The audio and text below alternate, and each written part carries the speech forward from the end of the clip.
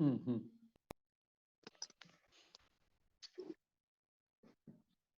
शुरू कर सकते हैं पंडित जी आप। रिकॉर्डिंग चालू हो गई है। हाँ, चलो चलो चलो, पहले तो प्रश्न दिया, उसका कुछ उत्तर सोचा है क्या? हाँ पंडित जी, सोचा है मैंने। हाँ, क्या सोचा, बोलो। आपने प्रश्न दिया था कि ऐसी कोई युक्ति बतानी है जो युक्ति युक्त होकर भी ना हो। हाँ, ऐसी कोई बात। हाँ, ऐसी कोई बात। तो पंडित जी ऐसे तो हाँ, मैंने विचार किया कि संपूर्ण करणानी योग की जितनी भी बातें हैं वो सारी युक्ति युक्त हाँ होकर भी, जैसे एग्जाम्पल 3 लोग, हमने 3 लोग बनाया, हाँ 3 लोग की हम बात करते हैं, तो वो युक्ति युक्त है 3 लोग, परंतु अभी तक देखा ही किसी ने नहीं है। और हम कहेंगे यदि केवल ज्ञानी ने देखा है तो हम उसको ऐसा प्रश्न उठाएंगे कि केवल ज्ञानी ने देखा तो है, लेकिन उनको प्रत्यक्ष ज्ञान तो हो रहा है उस 3 लोग का, परंतु वैसे उस प्रकार से नहीं देखा जिस प्रकार से देखना चाहिए, वो युक्ति युक्त ना होगा। हाँ, देखिए, यहाँ ये प्रमाण का जो प्रामाण्य वाला मीटर आया है ना, जी प्रमेय रत्न वाला में प्रमाण का जो प्रामाण्य वाला पार्ट आया है ना, जी जी। वहां मीमांसक दर्शन ने कहा कि प्रमाण में जो प्रमाणता आती है वो गुणों के कारण नहीं आती, दोषों के अभाव के कारण आती है। प्रमाण में प्रमाणता गुण के कारण नहीं, दोषों के अभाव के कारण आती है।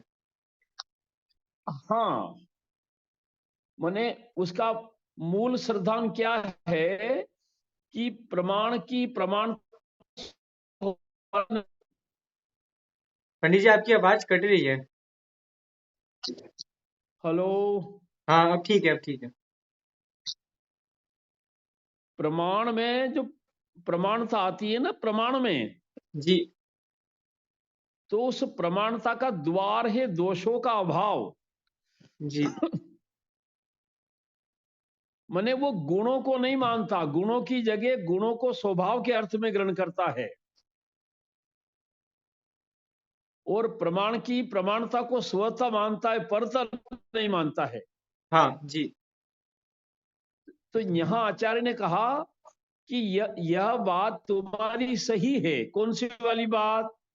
कि प्रमाण की प्रमाणता दोषों के अभाव के कारण आती है। दो प्रमाण में प्रमाणता दोषों के अभाव के कारण आती है। दोषों के अभाव में प्रमाण का दोष क्या है? प्रमाणाभास। दोषों का अभाव। हाँ प्रमाण का विरोधी समारोप। हाँ, समारोह वही संशय विपर्य अनन्य वसाय। हाँ, तो संशय विपर्य अनध्यवसाय के अभाव पूर्वक प्रमाण का जन्म होता है ना। जी।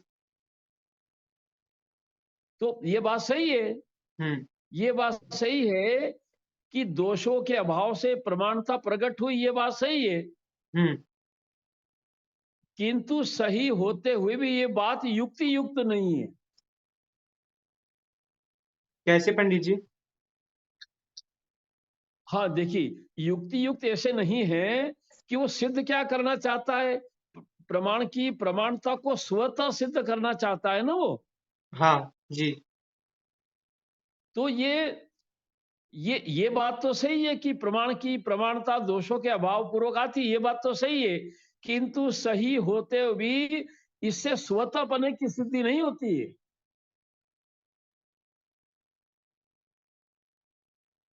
और ये बात ख्याल में? हाँ पंडित जी, थोड़ी थोड़ी आ रही है। हाँ, देखो, समझो। माने देखिए, एक सरल उदाहरण लेते हैं हम।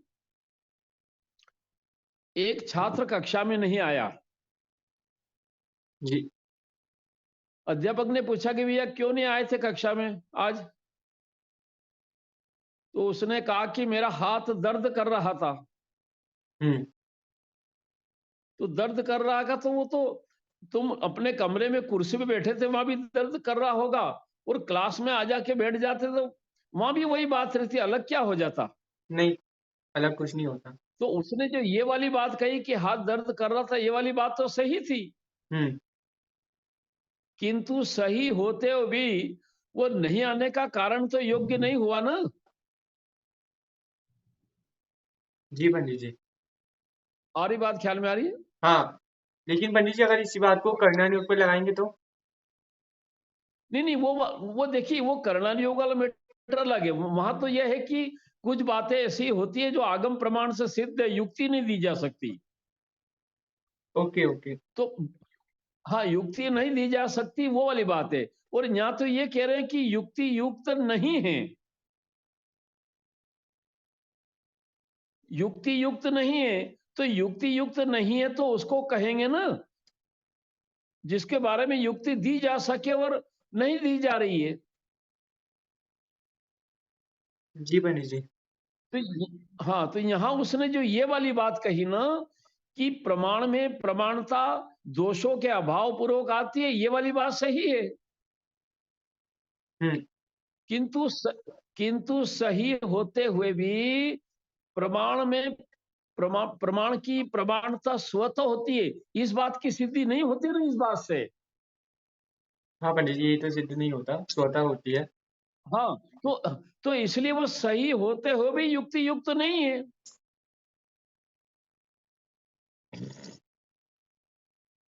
वो अब जो बात कही हाँ। प्रमाण की, प्रमाण की प्रमाणता दोषों के अभाव पूर्वक आती है, ये बात तो सही है। हम्म।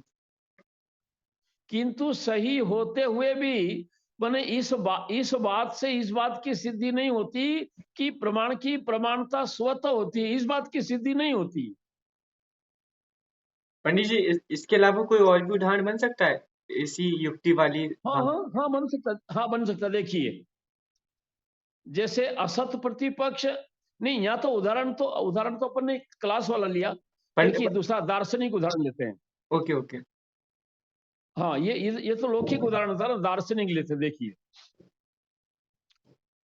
असत्य प्रतिपक्ष न्याय दर्शन वाला 5 बात मानता है: पक्ष, धर्मत्व, सपक्ष सपक्ष, सत्व, विपक्ष, विपक्ष व्यावृत्ति, व्यावृत्ति। अबाधित विषयत्व, असत्य प्रतिपक्ष। जी। तो असत्य प्रतिपक्ष में उदाहरण दिया, ए ने कहा बी से कि शब्द अनित्य होता है क्योंकि वो नित्यता से रहित है।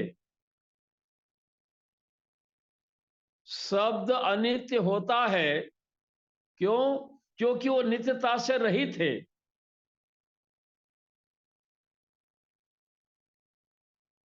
जी पंडित जी।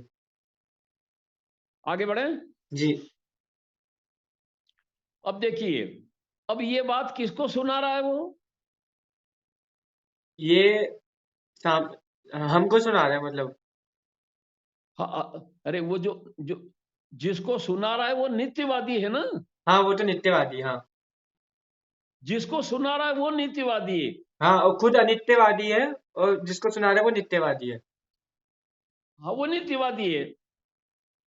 तो यहाँ ये कह रहे हैं कि वो हेतुआभास हो गया ना उस प्रतिवादी की तुलना में। हम्म, कैसे पंडित जी? हेतुवाद।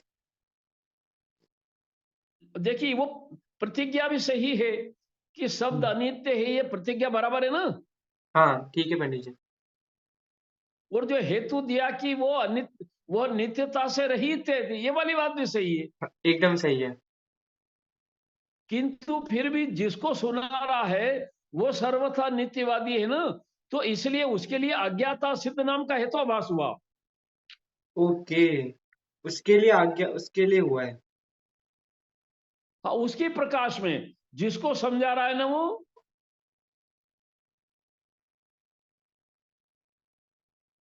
जी पंडित जी, समझ गया।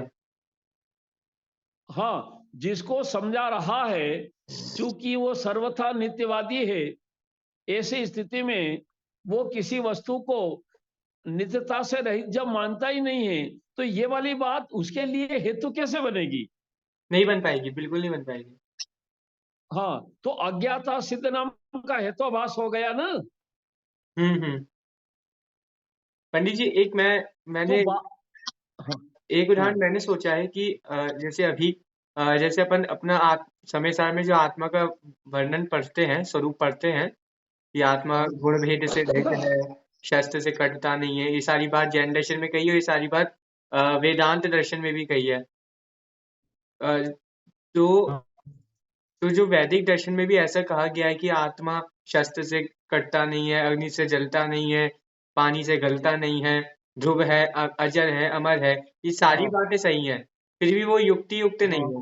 हाँ तो ये भी यहाँ बन सकता है उदाहरण। हाँ, देखिए वो, हाँ देखिए कोई दिक्कत नहीं उसमें, क्योंकि ओह, मैंने उसने जो बात कह रहा है, बात उसकी सही है, किंतु वो एकांतवादी है इसलिए झूठी हो गई ना।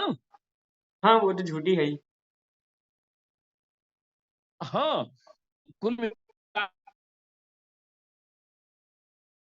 के की पुष्टि नहीं कर पा रही ना वो।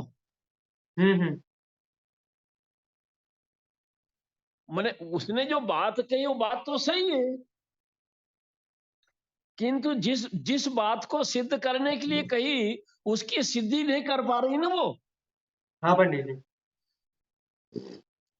हाँ, तो इसलिए वो वो अयुक्त युक्त मानी जाएगी उस न्याय से। अयुक्त युक्त, ओके। वो वो, वो देख लेना प्रमेय रत्नमाला में, बहुत अच्छी बात है ये। माने सही होते हुए भी अयुक्त युक्त है। जी पंडित जी, सही होते हुए भी अयुक्त हाँ, युक्त। यहाँ जैनाचार्य कह रहे हैं कि ये तेरी ये बात तो सही है कि दोषों के अभाव से प्रमाण की प्रमाणता गठित होती है, प्रमाण में जो प्रमाणता आती है वो दोषों के अभाव से आती है, ये वाली बात सही है। हम्म। किंतु सही होते हुए भी तेरी इस बात से प्रमाण की प्रमाणता स्वतः सिद्ध नहीं होती।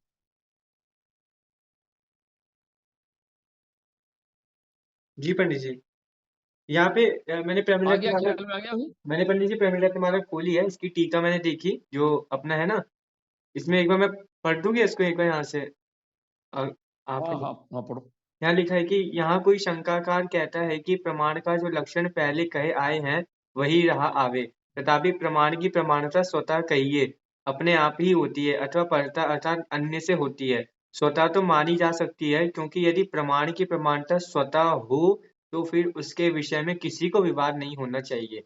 प्रमाण की प्रमाणता हाँ परता भी नहीं मान सकते क्योंकि पर से प्रमाणता मानने पर उसको भी प्रमाणता पर से माननी पड़ेगी। इस प्रकार अनवस्था दोष का प्रसंग आता है। हाँ इसमें आगे लिखा है इन दोनों मतों की आशंका करके उनके निराकरण पूर्वक अपने मत की स्थापना करते हुए आचार्य उत्तर कह रहे हैं। और अगला सूत्र ये तत्प्रमाणम स्वतः परतश्च कह रहे हैं कि यहाँ इतना विशेष जानना चाहिए कि मीमांसक तो प्रमाण की प्रमाणता स्वतः मानते हैं और अप्रमाणता परता मानते हैं। सांख्य प्रमाणता हाँ परता और अप्रमाणता स्वतः मानते हैं। नैयायिक प्रमाणता और प्रमाणता दोनों ही परता मानते हैं। प्रमाणता से हाँ अभिप्राय उसकी यथार्थता रूप सत्यता से है और अप्रमाणता से अभिप्राय उसकी अयथार्थता रूप असत्यता से है। आचार्य इसके विषय में अपना निर्णय देते हैं कि प्रमाण की वह प्रमाणता अभ्यास दिशा में स्वतः और अनभ्यास दिशा में परता होती है। हाँ। अरे बात ख्याल में देखिए, इसमें समान आक्षेप और समान समाधान वाला न्याय लागू पड़ा है इसमें। समान समान आक्षेप और समान समाधान। समान आक्षेप और समान, एक मिनट पंडित जी मैं लिख लेता हूँ। समान आक्षेप, हाँ, और समान, समान समाधान। समान समाधान। कैसे पंडित जी एक बार स्पष्ट कर दीजिए।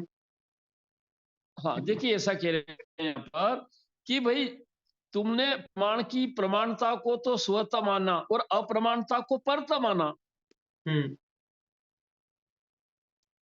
तो या तो दोनों को परता मानो या दोनों को स्वतः मानो, जी। क्योंकि आपने अप्रमाणता के लिए परता वाली बात कही ना। हाँ हाँ, पंडित जी। मैंने जो अप्रमाणता के लिए परता वाली बात कही ना, हम्म। तो अप्रमाणता के लिए परता वाली बात क्यों कहते हो, उसके लिए भी स्वतः कहो। हाँ, उसके लिए भी स्वतः समानता कहनी चाहिए मतलब दोनों के लिए। हाँ, तो भाई जिस आधार पर तुम अप्रमाणता को परता सिद्ध कर रहे हो वो तो इसमें भी लागू पड़ेगा, प्रमाणता में भी। हाँ। तो समान है और समाधान भी समान है। ये न्याय ख्याल में है ना, समान आक्षेप समान समाधान। समान समाधान तो समझिए पंडित जी, समान आक्षेप एक बार और बता दीजिए। देखिए, समान आक्षेप में जो आक्षेप आप उस बात के लिए उठाते हो, काय के लिए, स्वतः के लिए माने परतः के लिए आक्षेप उठाया ना उसने प्रमाण की प्रमाणता में, हाँ पंडित जी। तो प्रमाण की प्रमाणता में परतः के लिए जो आक्षेप उठाया, तो आक्षेप स्वतः में भी लगेगा। ओके। तो दोनों में आक्षेप भी समान है, आक्षेप बने आरोप, और आरोप। समाधान भी समान है। जी पंडित जी, समझ गया। ये न्याय बहुत जगह आएगा आयुष, ये समान आक्षेप और समान समाधान वाला। जी पंडित जी, ओके। हाँ, इसलिए हमें ना इस बात को समझने के लिए, समान आक्षेप और समान समाधान।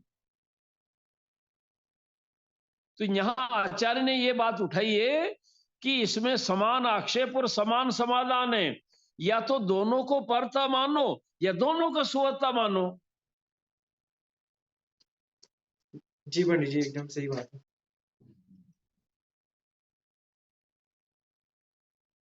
ये बात तो ख्याल में आ गई पंडित जी। अ, मेरे को आपसे कहना था कि जैसे कि हमने वो युक्तानुशासन चालू किया था ना, हाँ तो थोड़ा सा पढ़ना रह गया था, उसको पूर्ण कर लें क्या? हाँ, देखो मेरा ऐसा सोचना आयुष उसमें कि एक तरफ से अपन करना चाहेंगे ना हम्म। तो बहुत लंबा हो जाएगा, क्योंकि पहली बात तो अपन बहुत कम बैठ पा रहे हैं ना, ज्यादा नहीं बैठ पा रहे हैं। हाँ। तो मेरा ये सोचना है कि उसको अपने स्तर से पढ़ो आप एक तरफ से, जी पंडित जी, ओके। और जहां जहां भी ऐसा लगे कि ये बात समझ में नहीं आ रही, वह अंडरलाइन करो, और फिर अपन जो जो अंडरलाइन आप करोगे ना उस पर अपन चर्चा करेंगे। ठीक है पंडित जी, मैं ऐसा कर लेते हैं, ये सही रहेगा। हाँ तो, हाँ तो उसमें कम समय में ज्यादा काम होगा और सार्थक होगा वो। जी पंडित जी। क्योंकि जो बातें हमने परीक्षा मुख के माध्यम से, प्रमेय रत्नमाला के माध्यम से जो बात हमने पढ़ ली और समझ ली है, अब वही बात मान लो उसमें आ रही है, तो फिर उसको उसमें टाइम खर्च करने में कोई मतलब नहीं है। उसमें ऐसी बात ढूंढो कि जो बात इधर हमको पढ़ने में नहीं मिल रही है, परीक्षा मुख में या प्रमेय रत्नमाला में। ओके पंडित जी, मैं ऐसे ही कर लेंगे अपन। हाँ मैं पढ़ ले। हाँ हाँ, तो ऐसी ऐसी कुछ नवीन नवीन बातें हो जो हमको समझ में नहीं आ रही है, अथवा इसमें परीक्षा मुख प्रमेय रत्नमाला में उपलब्ध नहीं हो रही है, उन बातों को ढूंढे न, अपन उन पर ही उहापोह करेंगे विशेष रूप से। जी पंडित जी। पंडित जी, मैंने आपको एक प्रश्न भेजा था। हाँ तो आपने उसका नहीं, समाधान कब भेजा? आपको उस समय भेज दिया था जब आपने ओम का मेरे को मैसेज किया था ना, ओम के बारे में। मैंने आपको उसी समय भेजा था। हाँ मैंने भेजा था कि जैन दर्शन का अनुमान और बौद्ध दर्शन के अनुमान में क्या अंतर है? हाँ, सुनो, वो मैं देखा नहीं, पर चर्चा कर लेते हैं अपन। देखिए, अंतर यह है, सबसे बड़ा अंतर यह है कि जैन लोग, क्योंकि अनुमान का विषय सामान्य है, हम्म। अनुमान वो ऐसा मानता है, अनुमान का विषय सामान्य है। बौद्ध दर्शन। हाँ, अपने यहाँ ऐसा नहीं है, अपने यहाँ अनुमान के विषय में सामान्य भी लिया और विशेष भी लिया। जी। और पहली चीज तो ये कि कोई भी चीज ना सर्वथा सामान्य होती है ना सर्वथा विशेष होती है। हाँ, ये तो पहले से सिद्ध है। हाँ, देखिए, कुछ भी एक दृष्टांत बनाते हैं हम, जैसे कि आम का वृक्ष था, जी। वो आम का वृक्ष कटवा के उसकी पट्टियां बनवा लिए, हम्म। और पट्टिये से हमने फर्नीचर बनवा लिए, कुर्सी टेबल आदि। जी। अब जो पट्टिया है वो सामान्य की विशेष है। पटिया को हम दोनों कहेंगे पंडित जी। हाँ, दोनों कहेंगे। क्योंकि माने आम आम आम की तरफ से देखेंगे तो विशेष के रूप में दिखाई देगा, हाँ और कुर्सी की तरफ से देखेंगे तो सामान्य के रूप में दिखाई देगा। जी तो इसलिए वो न तो सर्वथा सामान्य और न सर्वथा विशेष है। जी पंडित जी। तो एक तो ये सामान्य विशेष के बारे में, फिर भी वो उसका ये कहना है कि प्रमाण का विषय सामान्य है और प्रत्यक्ष का विषय वस्तु का स्वलक्षण है। वस्तु का स्वलक्षण। हाँ, वस्तु का स्वलक्षण प्रत्यक्ष का विषय है, स्वलक्षण। और अनुमान का विषय सामान्य है।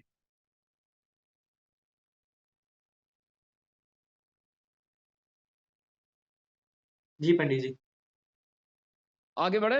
हाँ अब इसके आगे की बात यह है कि जो सामान्य है उसकी सत्ता सिर्फ ज्ञान में मानता है, वो वस्तु में नहीं मानता है। सामान्य की सत्ता ज्ञान में सिद्ध मानता है। हाँ, अभेद बुद्धि, ज्ञान में सत्ता मानना मतलब अभेद बुद्धि को सामान्य कह रहा है वो, कि वस्तुओं के बारे में ज्ञान में जो अभेद बुद्धि उत्पन्न होती है वो सामान्य है।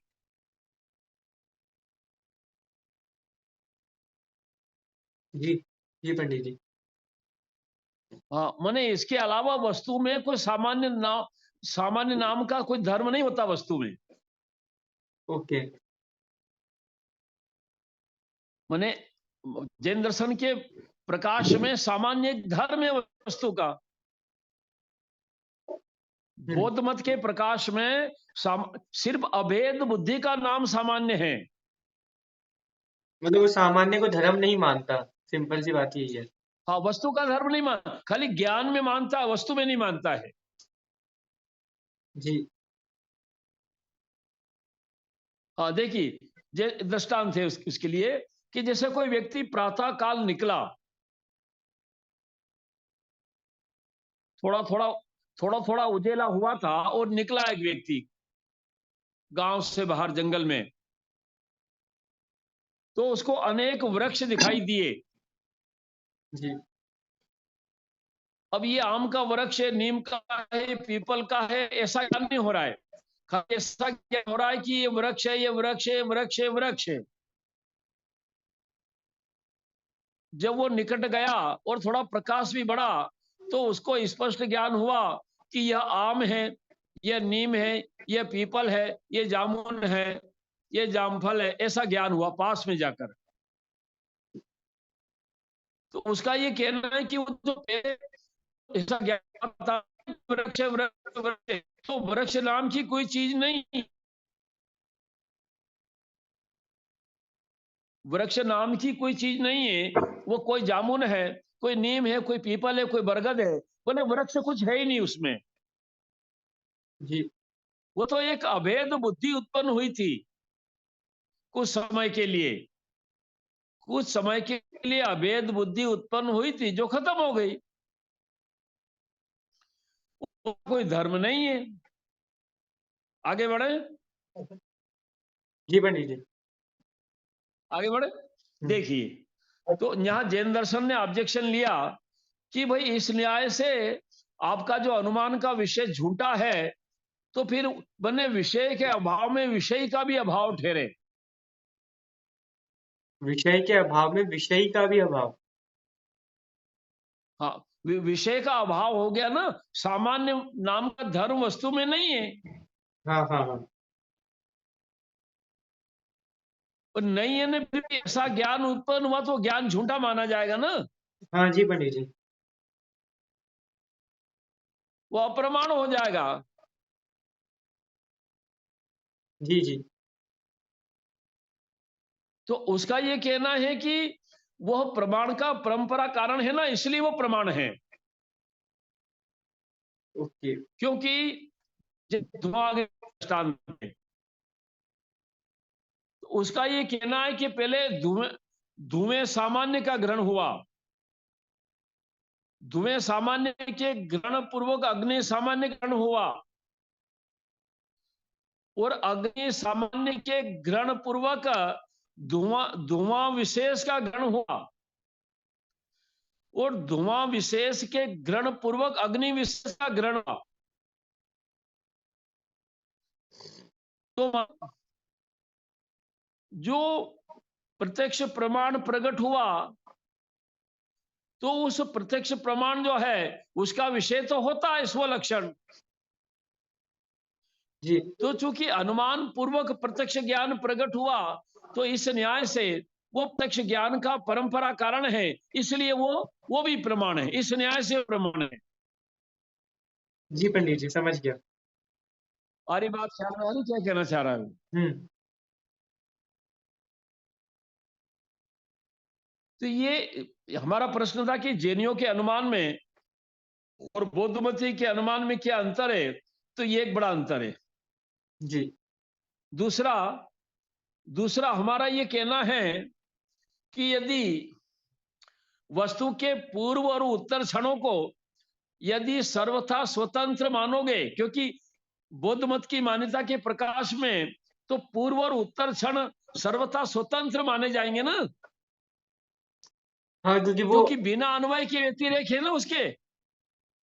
हाँ बौद्ध मतावलंबी के बिना अन्वय के व्यतिरेक है ना वस्तु के पूर्व और उत्तर क्षण। जी तो पूर्व और उत्तर क्षणों को यदि सर्वथा स्वतंत्र मानोगे तो उसमें व्याप्ति घटित नहीं होगी, पूर्व उत्तर क्षण।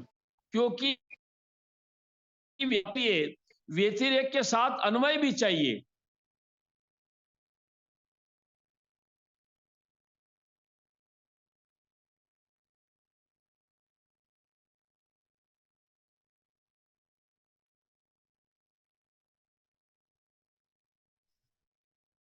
जी पंडित जी, समझ गया। ये बात ख्याल में आ रही है ना, अन्वय हाँ। व्यतिरेक वाली। लेकिन पंडित जी, मेरे को पूछना था कि बौद्ध जो क्षणिकवादी होते हैं, तो वो हर एक एक चीज हाँ नई नई उत्पन्न मानते हैं। तो वो मतलब जो हाँ जो चीज का व्यय हो गया, जैसे मैं अभी बोल रहा हूँ, फिर मैं दूसरी बार उत्पन्न हुआ, फिर मैं हाँ तीसरी बार उत्पन्न हुआ, तो जो पूर्व चीज का व्यय हाँ हो गया, जो तीसरे नंबर की पर्याय आप चली गई, वो तो उसको मानते ही नहीं है। तो मतलब वो उत्तर क्षण को ही तो हाँ मानेंगे हर बार, पूर्व क्षण को कहाँ मानते हैं वो। हाँ। अरे तो देखिए पूर्व क्षण हुआ था कि नहीं, हाँ, वो तो हुआ था। जी तो फिर उनमें परस्पर व्याप्ति कैसे घटाओगे? ये ऑब्जेक्शन है ना जैनियों का उनके ऊपर, हाँ हाँ क्योंकि व्याप्ति को घटाने के लिए व्यतिरेक के साथ अन्वय भी चाहिए ना। हाँ, वो हाँ जी, चाहिए बिल्कुल। देखिए अन्वय व्यतिरेक व्याप्ति का अनेकांत है।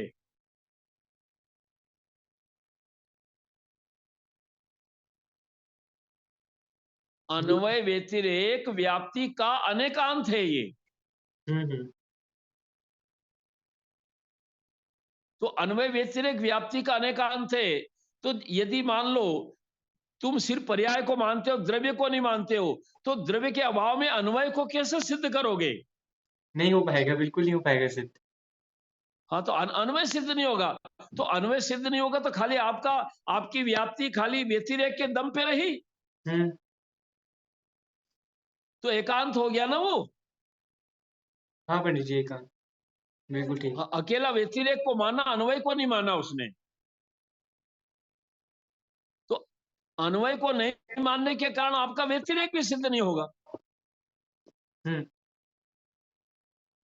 अन्वय को नहीं मानने के कारण व्यतिरेक भी सिद्ध नहीं होगा ना। नहीं होगा पंडित जी।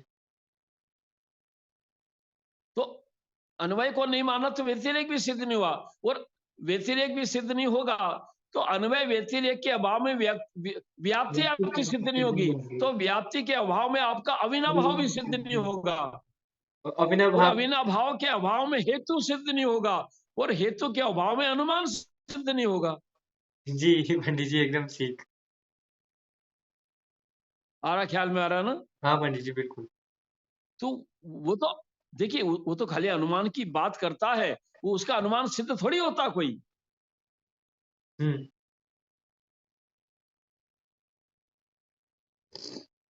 देखिए बात करने में दिक्कत थोड़ी है। बात तो देखिए बात तो कोई भी कुछ भी कर ले। हाँ अरे जिसके जेब में 2 रुपए भी नहीं है, वो बात तो कर सकता है ना कि यार मेरी अडानी से वोट,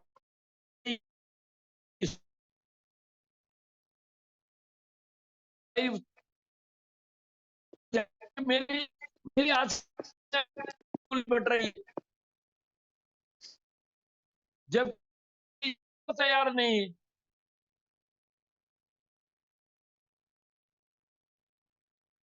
तो बात करने में क्या दिक्कत है? तो मैंने उसकी प्रतिज्ञा मात्र है, प्रतिज्ञा मात्र है।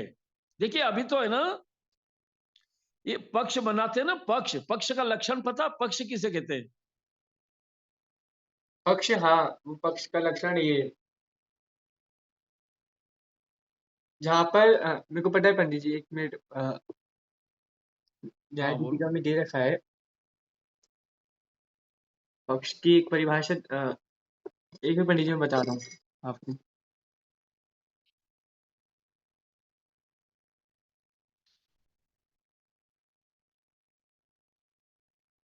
हाँ निकल गया बस, एक मिनट।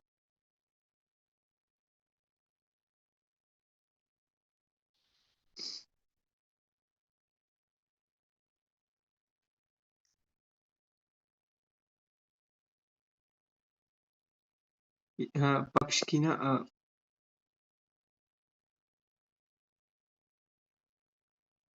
हाँ पंडित जी, साध्य धर्म विशिष्टो धर्मी पक्षः, साध्य साध्याधर्म विशिष्टो धर्मी पक्षः, यथा धूमध्वजानुमाने पर्वतः। ये पक्ष की परिभाषा दे रखी है न्याय दीपिका में। मतलब जो क्या साध्य, लक्षण क्या हुआ पक्ष का? साध्य से युक्त धर्म, साध्य से युक्त धर्म का धर्मी ही पक्ष है। हाँ, माने साध्य माने धर्म, हम्म, जी, धर्म से युक्त धर्मी है वो पक्ष है। हाँ मतलब वो पर्वत पक्ष है, अग्नि धर्म है, वो पर्वत हाँ पक्ष है। हाँ, अग्नि से युक्त पर्वत। हाँ अग्नि से युक्त पर्वत जी। हाँ, अकेला पर्वत नहीं, अकेली अग्नि नहीं, अग्नि से युक्त पर्वत वो पक्ष है। जी पंडित जी।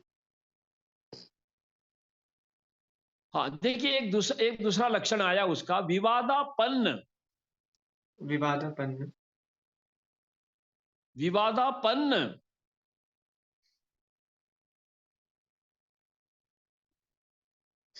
अर्थात विवाद, विवाद से विवाद वाली या विवाद से उत्पन्न। हाँ, विवाद से सहित। हाँ विवाद, हाँ विवाद वाली, विवाद से सहित।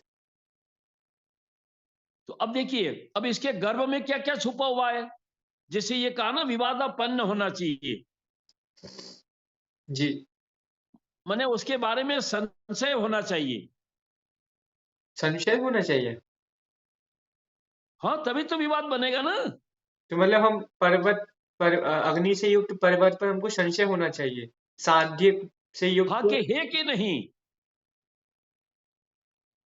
जो पर्वत है वो अग्नि से युक्त है कि नहीं, संशय हुआ ना, हुआ जी।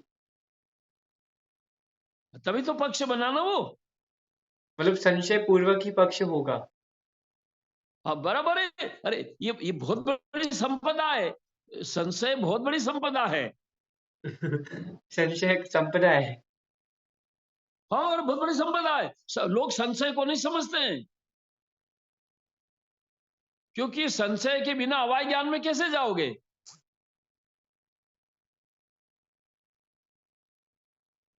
अवाय ज्ञान माने निश्चय ज्ञान, निर्णय ज्ञान, निर्णय ज्ञान में जाने की पूर्ववर्ती दशा है संशय।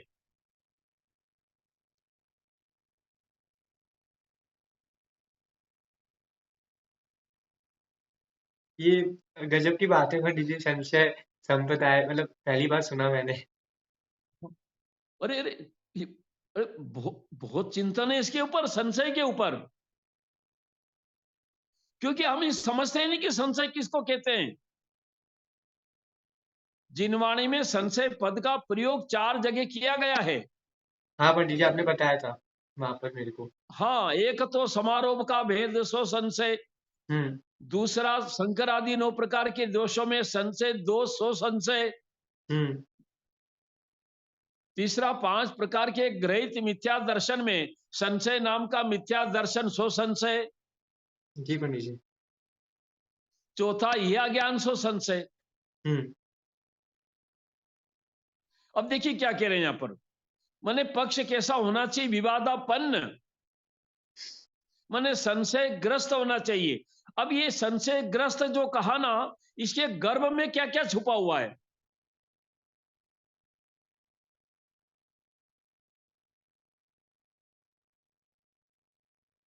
इसके गर्भ में पंडित जी संशय, इसके गर्भ में पूरा मतलब सब कुछ छुपा हुआ है फिर, क्योंकि इसके बिना साध्य समझ नहीं आएगा, धर्मी समझ नहीं आएगा, साध्य धर्मी समझना है तो हेतु समझ नहीं आएगा। हाँ, देखिए 2 बात समझे इसमें। मैंने संशय ग्रस्त जो कहा ना, तो उसे 2 बात का निराकरण हुआ। पहली बात तो यह है कि उस 5 प्रकार की बाधाओं में से किसी प्रकार से वो बाधित नहीं है।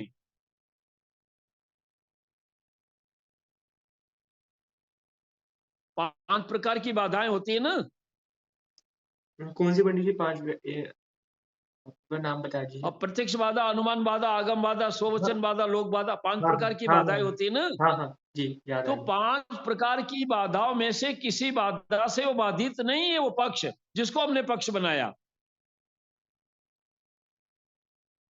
ठीक है जी। क्योंकि 5 प्रकार की बाधाओं में से किसी बाधा से यदि वो बाधित हो जाए, तो संशय कैसे बनेगा फिर? नहीं बनेगा, बिल्कुल नहीं बनेगा। संशय नहीं बनेगा ना। जी पंडित जी, नहीं बनेगा। तो ये 2 प्रकार के पक्षाभास होते हैं, वो 2 प्रकार के पक्षाभासों का निराकरण होता है इसमें विवादापन्न शब्द में।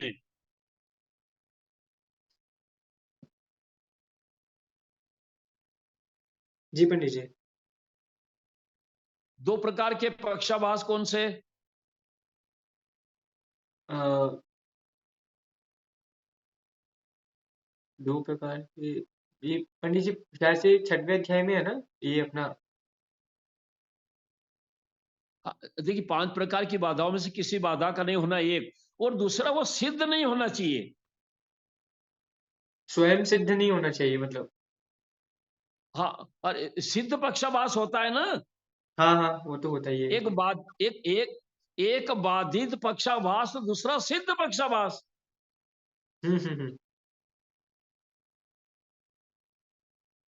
तो ये दोनों प्रकार के पक्षाभासों का निराकरण हो गया ना इस एक विशेषण से। जी पंडित जी। जो विवादापन्न कहा ना, अर्थात संशयग्रस्त कहा ना, तो संशयग्रस्त कहने से 2 प्रकार के जो पक्षाभास होते हैं, उन दोनों का निराकरण हो गया इस एक विशेषण से। जी पंडित जी।